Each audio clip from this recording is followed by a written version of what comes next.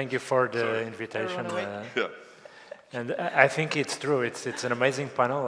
I had the opportunity to talk with them just before we start, and I think it's going to be an amazing conversation across this table.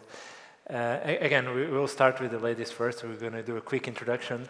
It's good to hear about each one of them, and then we'll start with a set of conversation topics. Clara, please go ahead. Hello everyone. So I'm the director of the Office for Financial Market Innovation and Digitalization. I know it's a long one, and I'm also co-chair of the European Blockchain Association. And if you're wondering, so the Office for Financial Market Innovation and Digitalization, think of me as like the R&D department for the government, plus also a centralized and coordination and competence center for everything relating to innovation, digitalization, and emerging tech. And so we are really in the business of bridging and blending tradition with innovation. And I don't know, quick show of hands, anyone who has heard of Liechtenstein yet? Anyone, now careful, who has not been to Liechtenstein yet, physically? Ah, sick. Why? No, you certainly really have to come. It's located in the midst of Europe.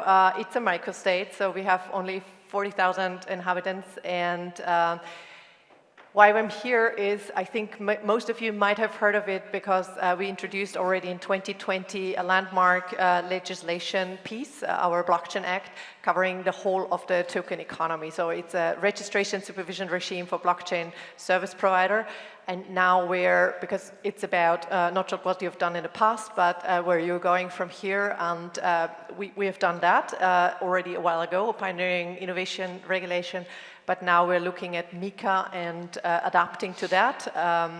So it's important to know that also Liechtenstein is part of the European Economic Area. So with obtaining a license, a registration in Liechtenstein, you can passport services to the rest of the EU and addressing the whole of the European market. So that is certainly a killer feature.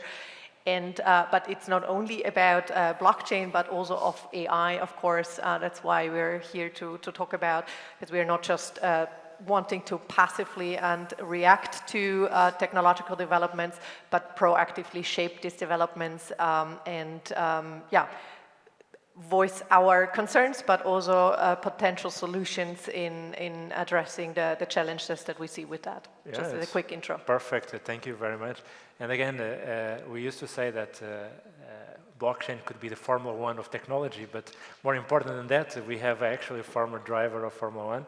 Robert, you can do a quick introduction, and it's going to be interesting because, again, Formula One is one of the early adopters of AI in many sense. We were just discussing this offline, and I believe that he's going to help us to drive on this new journey on the blockchain and AI as well.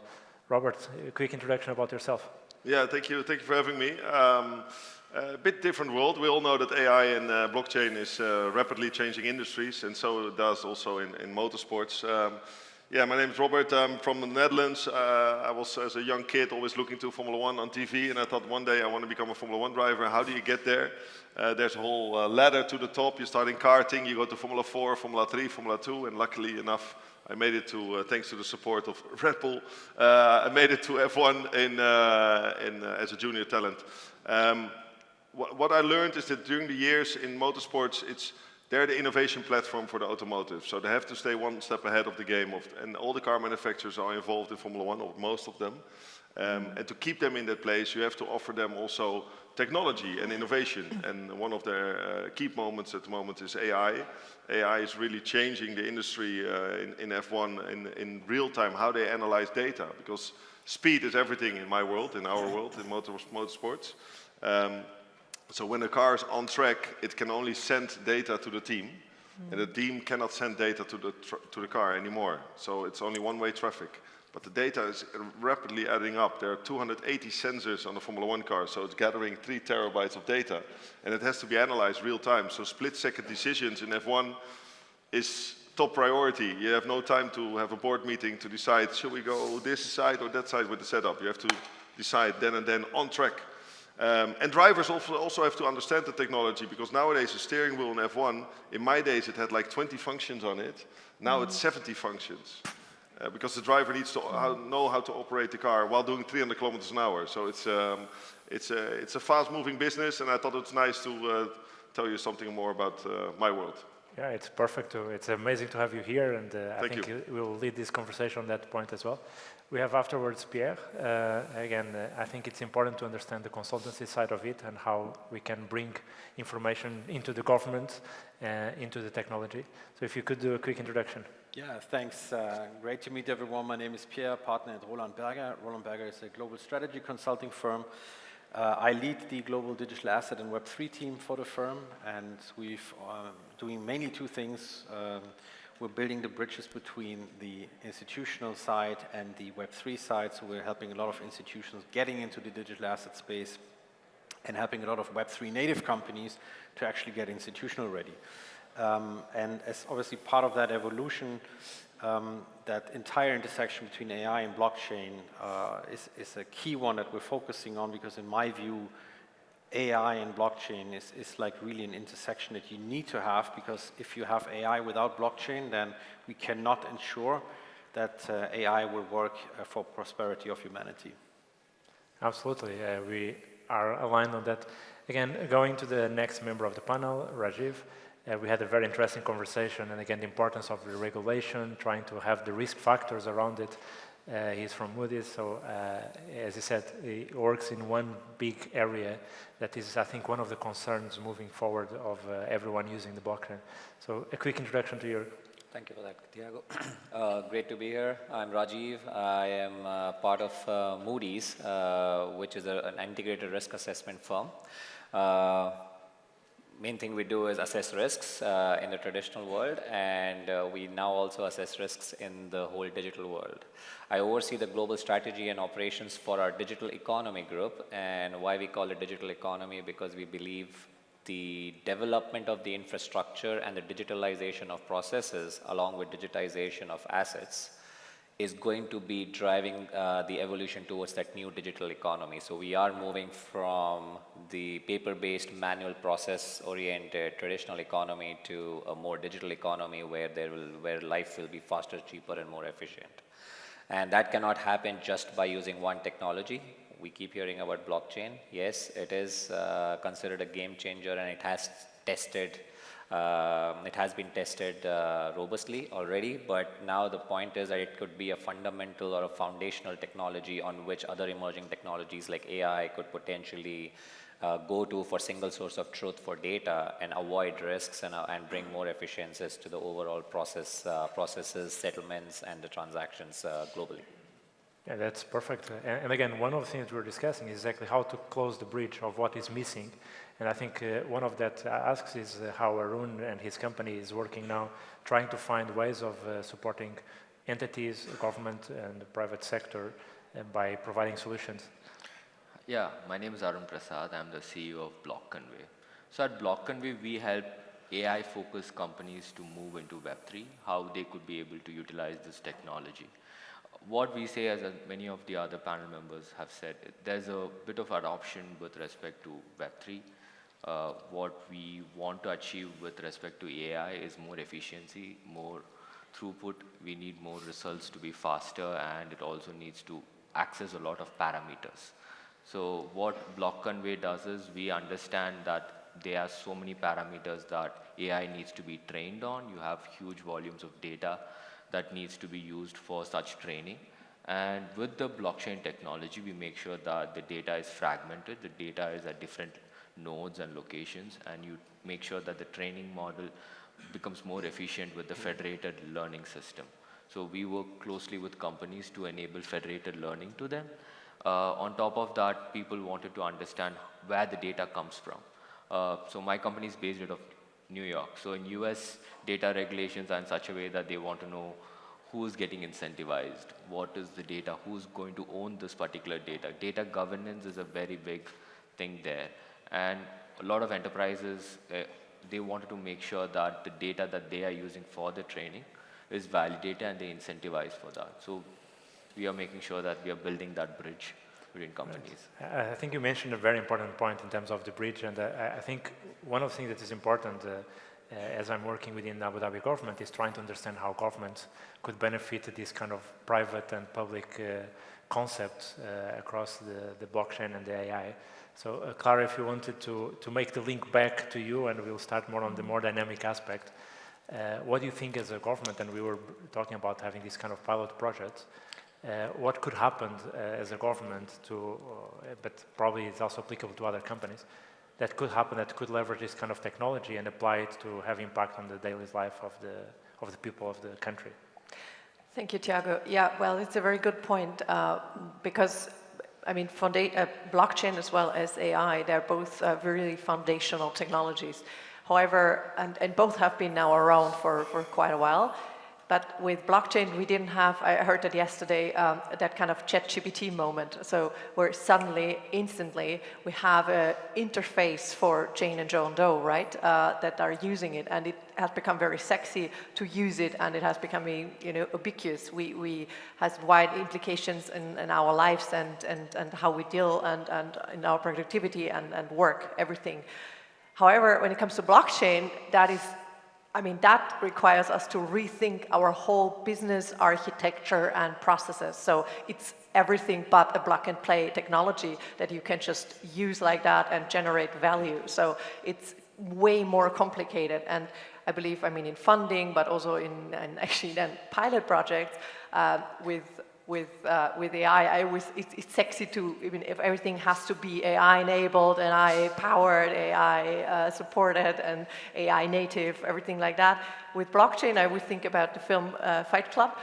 First rule of Fight Club, don't talk about Fight Club. So with blockchain pilot projects, if you want to implement them in the government or sometimes also maybe in a company, people are scared of it. So don't talk about blockchain, just talk about what it is doing. And what I'm telling what it's doing, for example, to showcase one pilot project that we're implementing, is how to introduce back trust into digital documents and to prove the authenticity, to prove the provenance over the whole life cycle of a document. And then don't talk about blockchain. So what powers that, what verifies that, how that works, no one is interested in that. And so it's difficult, it's a lot about trust, and trust follows understanding.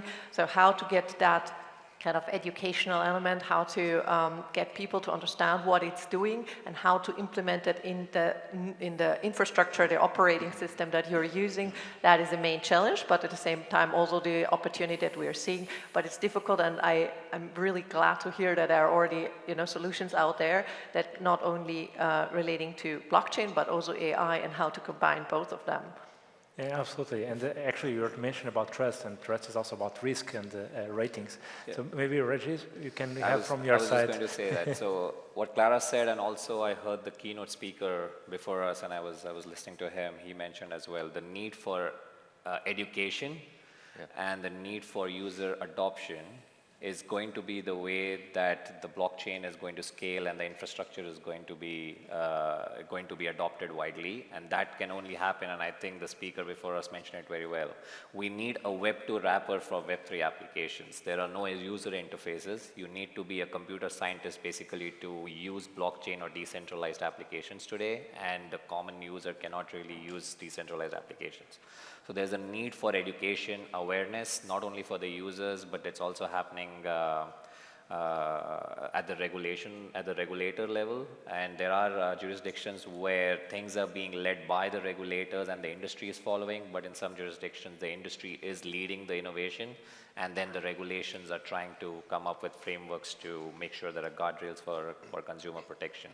So education, awareness is very important externally as well as internally within the organization. So upskilling the talent, upskilling yourselves, learning about the technology, because like I said earlier, blockchain is not going to be the lone technology that is going to change the game. It is going to need other emerging technologies on top of it to apply more efficiencies, and then standardization is going to drive that interoperability as well. Yeah, absolutely. And actually, to link with the next aspect of the question, it's important to see how these consultancy, because again, often governments and entities, large organizations, they use consultancy as a way of getting to reduce the risk, understanding, and as you said, learn and create awareness. I don't know, Pierre, if you want to comment on that, and also how consultancy firms and these new style consultancy firms could support on this awareness and on the development of this kind of projects within the government or big entities. Yeah, I mean, as you said, it always starts with education. So we spend a lot of time on supporting education around the topics, because it's also always important, in particular in governments and big institutions, that you ensure that the executive team fully is buying into the technology. And it's not just, which happened a lot in 2016-17, it's not just we do a blockchain project to tick the box that we did something with blockchain, right? I think that time is over, luckily for everyone. But I think, maybe just to pick on the other point, I think key indeed is that it's not a single isolated technology. It's going to be a combination of infrastructure and a combination of different technologies that would bring the innovation. And I want to mention maybe two examples that really are a proof point for this merging of technologies going ahead and really unleashing the power of AI and blockchain. And the first thing is, I'm not sure who knows the Internet Computer Protocol. Maybe quick sign of hands. Okay, that's actually part of the surprise now, I think. So, Internet Computer Protocol is one of the top 19 or top 17 today by market cap. These guys have developed infrastructure that is ready to host entire data sets and compute infrastructure. And for 2 weeks ago, they showcased the first AI model running on-chain. And on-chain means it runs on-chain, and that is a huge, huge achievement. And in my view, the main challenge that governments and institutions will have is, how do you safeguard your AI model against malicious inputs and against other attacks? And the only way I see this happening is through a combination with blockchain. Yeah, absolutely. That's a good point to jump into, because Formula One teams, they invest hundreds of millions to build their cars. For example, Red Bull Racing, it's an organization of 1,300 people that are on day on site to have one focus, to build the fastest race car they can with the tools and the resources they get from Austria. And you want to protect that data, right? You don't want the competitor to look at why is Red Bull always winning, because they have a secret underneath their car. They're better on their aerodynamics, so we want this aerodynamic data to be protected. So AI is helping develop the team on data side and reading the data and learning from it and improving the car itself. But then you want to protect it through the blockchain, that no other team can obviously copy it. And it's also a way of education, because in an organization like Red Bull does, 1,300 people, there are a lot of new young kids, new talent coming in, diversity, also a lot of women coming in on the data analysis. Hannah Schmitz, for example, she's sitting at the pit wall during the Grand Prix, and she's working real time with Oracle as a software solution for their pit stop strategies. They can simulate 4 million strategies in 1 hour, which in my days, it was an Italian guy writing a piece of paper. At what lab should he come in, you know? So it changes a lot. And to educate the people, all the people on the team, that they know how to use AI and blockchain is also very important. So we have these seminars in-house at Red Bull as well, teaching the staff how to use and operate the blockchain. Yeah, I think it's important. I was going to actually ask you about the adoption, and the adoption. I think it aligns with it. And actually, the other element, and again, we were talking just before with Arun regarding, we need entities and we need companies that drive innovation. And it's important to have the private sector supporting with the creation of these tools that then we could use within our jobs. So you can give us some insights on that side of kind of projects and tools that you've been created on that area as well? Yeah, so what we want to do is more onto the, like say, asset tokenization. Real world asset tokenization has been spoken for a while, but right now, because of the amount of data that is being generated by these AI companies, it becomes more and more valuable right now. So companies wanted to make sure that the data that they have is protected, that it's only used by them, and even if they are giving out something, it needs to be de-identified, or it needs to be encrypted, or if someone wants to do or work with the particular data that a particular company has, they want to do homomorphic encryption. Like they wanted to find ways in which companies could work with each other without revealing information about each other. So they want to communicate in a language that only they both understand. So in blockchain, we call trustless trust. So you don't trust each other, but you all trust the consensus of the blockchain. So you trust that the blockchain will be the one mediating be the judge for everyone. So we have to create that kind of a trust between these two companies. Like if this company is talking with this company, sending or sharing information, then what we involve is like, okay, you have this encryption, you have these keys, they have these keys. So now you guys can talk and you can use your AI models and train with their data, and they can use their models to train with their other data. So that's the kind of work we are doing right now with private entities. And what, as Raju was telling, we wanted to give the education to people that now no one knows about HTTPI or IP protocols. No one, they just go to the Wi-Fi, give the password and connect with the Wi-Fi. So no one knows what's going on inside that particular layer. That's what we want to achieve with blockchain. Like you just wanted to use the blockchain features. You don't want to know exactly what no one wants to write the solidity contract or the smart contract. They just want to get there, do it, and be sure that your data is on the blockchain. You mentioned a very interesting point. Go ahead. I'm sorry, go ahead. Go ahead. I was just going to say that's a new term I've heard. I'm not first time, but trustless trust. In our risk assessment world, we called known unknowns, and that's where we know there are risks. It's just identifying them and technology is so complex, and with the integration of multiple technologies, the risks are becoming more complex, and the way to identify them for consumer protection is very highly important, because the asset is going to be an asset, be it off-chain or on-chain. It's the digitalization and the wrapper that the asset is going to be in, and then that token version on-chain, going from one chain to the other or one jurisdiction to the other, makes risks super complex. So risk assessment, risk management should be very important when you're implementing a technology or multiple technologies integrating with each other. Yeah, absolutely. Clara.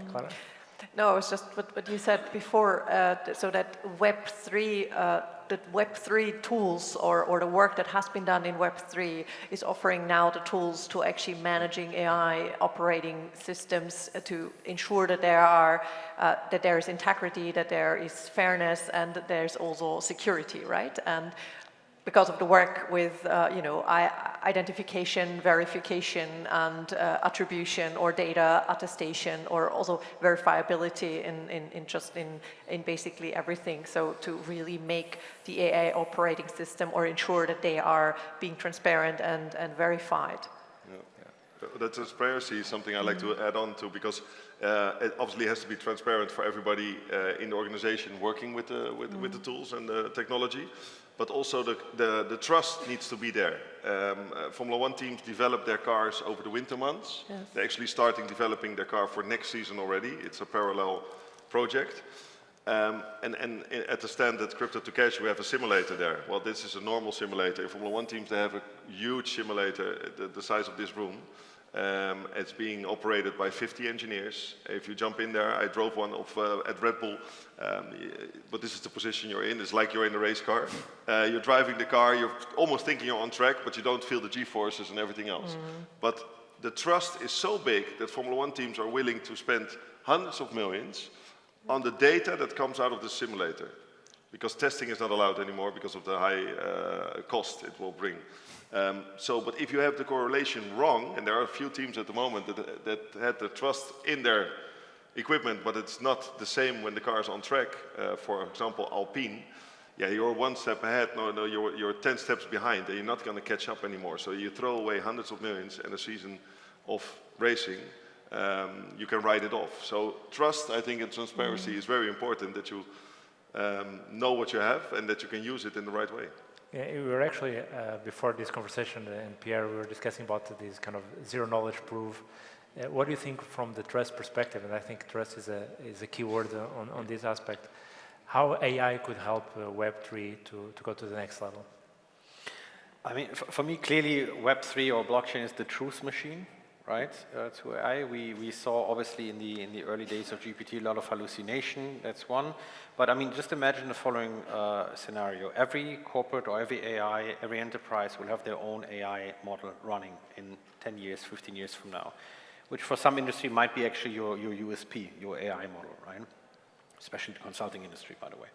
So, and then imagine if I want to be a malicious actor and I want to do something bad, so what I'm going to do is I'm not going to hack your system and do something obvious. I'm going to sneak into your system and I'm going to feed the AI with wrong input. So all of a sudden you're going to get results from your AI where you make business decisions on that have been manipulated and you can't even tell why. This is where blockchain comes in. This is one element. The second element is that AI is obviously feeding on a lot of data, and AI is by nature a very centralizing technology, so we need the decentralizing technology to kind of keep the balance, because I think the most unfair thing would be if we come from the current state of the world where big tech giants are actually owning all the data and you as a user own nothing, to a world where AI scraps on your data and you don't get anything back. So this entire idea of having data wallets that you can get, will grant access for AI to access that data wallet and you get compensated for it, is another big thing. Yeah, to close, because we are running out of time, in overall on the panel in 30 seconds, do you think that AI and blockchain are going to be moving back to back, sometime not as on the public side, but or do you think they're going to move separate tracks in the next few years? Yeah. So to make it very short, yes, it will go very parallel to each other because there's a lot of AI coming in. Now they're calling about artificial general intelligence, now artificial super intelligence. You will have a lot of data that's being generated from everybody. So yes, we will be working in parallel. Quantum computing is coming in, so we'll do much more. So Rajesh? No, I agree. I think, I mean, not only in parallel, but they'll be working in integration, and we are already hearing terms like decentralized AI and quantum computing, like Arun already mentioned, which will now play a big role from the cryptography viewpoint, bringing in more security and reducing the risks around that. So I think they will work together for a long time, and we'll see more applications coming out with both of them being used. Pierre? They will definitely move together, and there are two examples that I would encourage everyone to check out because you can see that it's already there. One is the Internet Computer Protocol, which with a demonstration from last week, and the second one is a company called Wisdomize, which are using AI and blockchain for wealth management. So it's happening, okay. Pierre? Yeah, to be honest, Thiago, I think, I hope race car drivers still have a profession in the future, because if it depends on the engineers, they want to exchange the driver for AI technology, and they want to predict everything, you know. The human aspect of the sport is still what makes it challenging to look at, I think. So, but the development rate is going sky high, and I don't see it stopping anytime soon. And Clara, to finish it. The bell is getting louder and louder. So yeah, I believe in the convergence of these technologies, and I also believe in really collective and not collected intelligence. And so to fight these centralized AI operating systems that are being run by companies and that are manipulating and controlling by design, I believe we need an alternative, a distributed AI operating system, and the Artificial Superintelligence Alliance comprised of Ocean Protocol and SingularityNet and Fetch AI, for example, and Emad Mostak, from former CEO from Stability AI. They are working on visions to implement that, and I think this is what we need to talk about and what the world needs now. There's no bell with you. Yeah, you see? You don't get a bell. Yeah. So, perfect. Again, I think, thank you everyone to attend the panel. I think it was a conversation that could last another 3 hours, but it was a pleasure, and I think you can find some of the panelists during the rest of the day. Thank you for attending. Pleasure is Thank you. Thanks a lot.